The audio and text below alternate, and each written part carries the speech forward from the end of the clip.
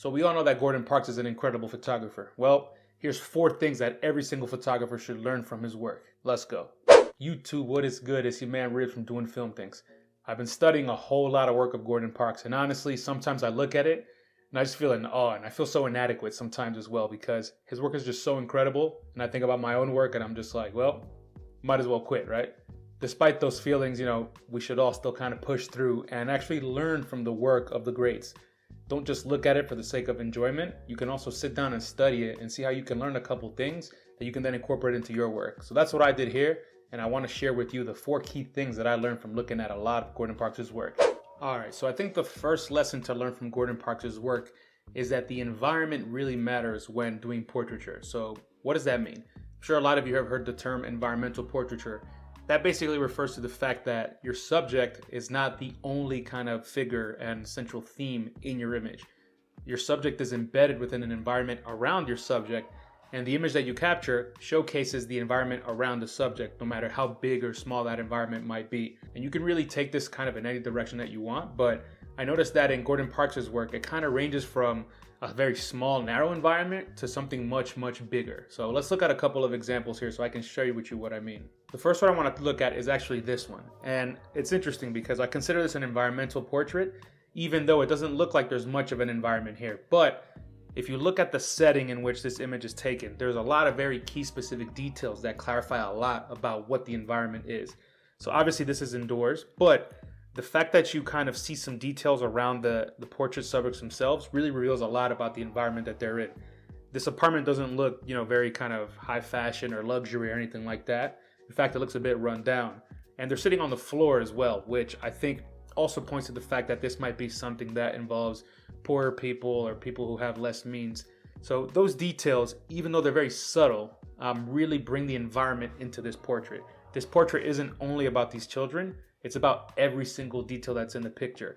And he could have taken this portrait of these children in a very different way, put them in a different location or, shot the portrait from a different kind of perspective. But the fact that he included that kind of grate that you see there on the right side, the fact that he included that almost becomes another person in the image. It's honestly, it's the size of the heads of the children, well, probably a bit bigger, but the point is it plays a very clear role in this image and it's part of the environment of this image. So I definitely consider this to be an environmental portrait, even though the environment is much smaller and much narrower and kind of much more subdued. There's a lot of context here. All right, let's move on to the next image. This image right here is one of my favorite images of Gordon Parks. And first and foremost, it's a square image, which I think is amazing for bringing in the environment around your subject. And as you can tell here, Gordon Parks is kind of offset from this particular subject. There's 2 women here. Well, there's a child and a woman. And in the other 2 images I showed you, Gordon Parks was much closer to the people, even though he would still be able to showcase the environment. In this one, he's much farther away. Here you see a lot of specific contextual clues about the environment. It was very clear that he wanted to include that colored entrance sign up there because you have these 2 subjects here dressed very nicely, looking very kind of regal and just very proper and trim. And it looks like a nice situation. But of course, if you look up, you see the colored entrance sign. And it just says so much about the image here, the condition of these people in the image. They may have been well off, they may have had nice jobs, nice life, but they still had this looming institutional racism over them. And obviously this is a very blatant and kind of blunt way of demonstrating this, but still part of the environment. This is a building. It looks like a nice building if you look at the door and the handles, and the door's open, it looks very welcoming. But of course you've got this colored entrance sign at the top, which although it appears very welcoming, it's got some nice colors on it and a nice friendly text and arrow, obviously it's backed by something that's not very welcoming at all.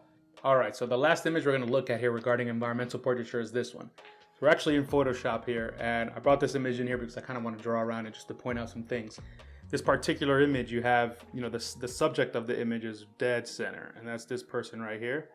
And it's framed very nicely, very central to the image. It's obvious who you're supposed to look at. But very instantly, that only occupies maybe a third of the entire frame. Around it, there is so much information and so much detail. So you can tell very quickly this isn't an urban setting. My assumption this is maybe in Harlem, for example, because Gordon Parks did a lot of work there. So, you see these buildings here, and I'm from New York City, so I'm very aware with how these buildings are. This is definitely New York City. You can see all these buildings up here. That's what New York City looks like, and I'm going to delete that because it's nasty. But then you have all these other people here in the background. You've got these kids messing around here. You've got these kids kind of chilling and hanging out. And then you've got these 2 kids in here that are shirtless. They're also subjects in this image because they're doing different things, and it's kind of showing you a nice showcase here of life in Harlem. You know, you've got cool guys on bikes riding around. You've got people just hanging out, dressed very nicely, I might say. Those people in the back left over there. Look, I'll circle them again here just so you can see them better. See a lot of skirts, a lot of whites. It looks very proper. And then, of course, you've got these kids out here that are shirtless, and they might even just be wearing underwear or something. So those kids are messing around in the water. You know, we open the fire hydrants in New York City, and that's how you cool off in the summer. Open the fire hydrant, pump out all this cold water, and everybody's playing and messing around in it. So I just love this image because, again, you have one central figure which instantly draws your eye in, but then around it is so much more information. This photo here is not about this figure per se, it's about life in Harlem. You've got like 10, 15 people in this image, and they're all doing very different things, and they showcase different components of what life can be like. So I just love this image because, again, it captures that entire idea of environmental portraits. You got your central subject, which is kind of the first layer, and then you've got everything around that subject, which is a second layer. And it's only secondary because of how the eye flows, but in terms of importance, both of them matter. Not one of them is more important than the other. All right, so the second theme I want to look at in Gordon Parks' work, I'm going to call obfuscation. What I mean by that is basically hiding elements of your subject in order to kind of keep the question open as to what am I looking at? And this theme of obfuscation is most prominent in Gordon Parks' The Atmosphere of Crime. And this is an assignment that he did with a reporter in tandem on assignment for Time magazine, and the incredible work is just astounding. You should go check it out, maybe buy the book. There's a whole book about it. It's just incredible in use of light, and it really sets the tone for this really interesting conversation about crime in America. So this first image we're going to look at is this one. And in this particular image, you see that, you can tell this is a police officer, but the police officer is completely kind of in shadow. You can't see any details about this police officer. And it creates an air of mystery. It's like, who is this guy? What is he doing? What is this police officer about? You don't know. And I think that kind of speaks to what Gordon Parks was kind of hinting at, in that a lot of police officers probably had some crooked tendencies, maybe had some less than desirable morals, and you don't really know who these people are many times. And this picture really exemplifies that. It's beautiful, it's very cinematic, but at the same time, the more you look at it, the more questions you have. The next image I want to look at here is this one. And this one's even more telling, you know. Things are obfuscated in many ways here. You've got tons of dark shadows, but then you also have a lot of motion blur.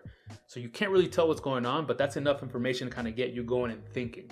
So as a photographer, you want to think that perhaps you don't have to make your photos so obvious. You can incorporate these quote unquote imperfect variables in order to really add drama to your story and really bring in the viewer and have them think about what's going on in the image. In this image here, I'm assuming this guy's being held up by police, whether they just got him or there's gunpoint or something, but you don't know who he is. You don't know what he's about. You don't know why he's being held up. You instantly question, is this guy guilty? And if the photo was different, if you saw his face, you could probably judge and say, oh, he looks guilty. But here, you have no idea what's going on. And the motion blur really adds this air of drama to it. It's like, are the police being super aggressive? Was this a peaceful setup? It's like, why is there this extra kind of commotion going on?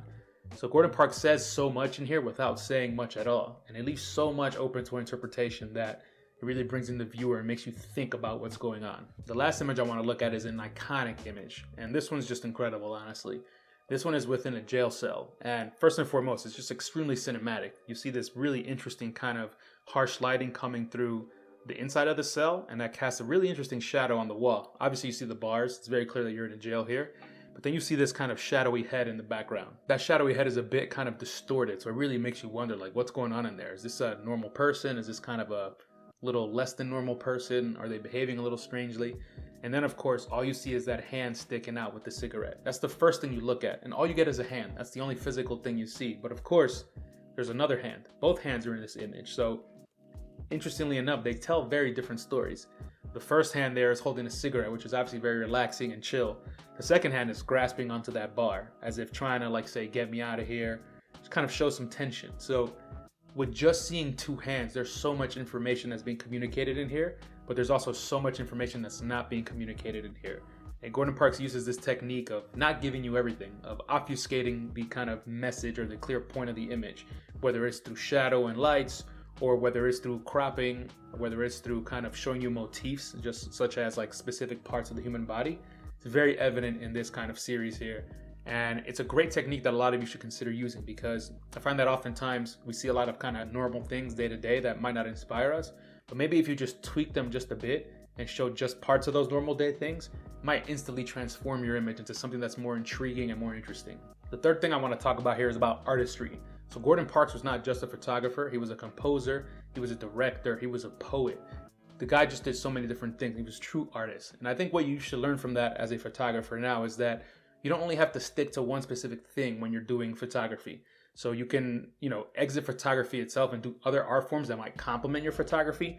Or even within photography, you don't have to just photograph one thing because you feel that's the thing that everybody wants to see. Gordon Parks actually talks about how some of his most famous and kind of most desired work, the stuff that people really wanted to see, was the stuff he didn't even enjoy shooting the most because it was depressing or because it was sad and kind of really affected him personally. Check out this excerpt. It's a very difficult question you pose, because the pictures that I made that I have become the most important pictures were pictures that I wished that I never had to take, with people who were impoverished, people in need.